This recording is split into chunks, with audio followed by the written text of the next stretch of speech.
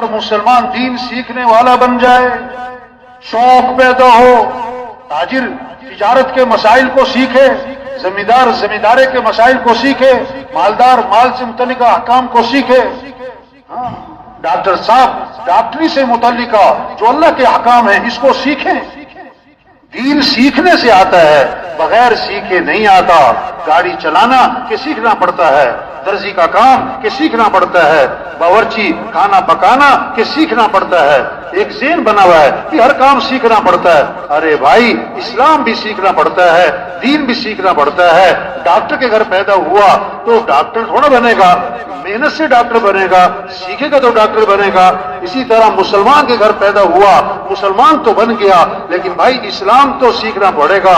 اسلام دیکھو، غسل کے فرض یاد کرنے میں ایک ہفتہ نہیں، ایک دن نہیں، ایک گھنٹہ نہیں، صرف 1 منٹ لگتا ہے۔ آج ہمارے کتنے مسلمان بھائی ہیں جن کو غسل کے فرض نہیں آتے، جنازے کی دعا نہیں آتی، دعائے قنوت نہیں آتی، نماز کے فرائض کا پتہ نہیں ہے۔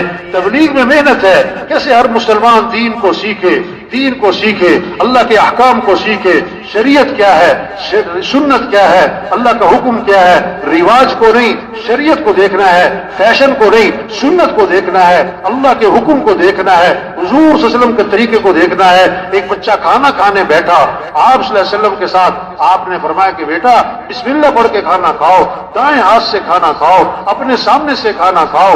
اس کو کیا سکھایا ہے؟ دین سیکھنے سے آتا ہے، دین پوری زندگی ہے۔ ایک بچہ اپنے والد کے ساتھ جا رہا ہے، آپ صلی اللہ علیہ وسلم نے فرمایا کہ تمہارے ساتھ کون ہیں؟ کہ حضور میرے والد ہیں۔ فرمایا ان کے آگے آگے نہ چلنا، ان کا نام لے کے نہ پکارنا، ان سے پہلے مت بیٹھنا۔ اسلام ایک خوبصورت زندگی کا نام ہے۔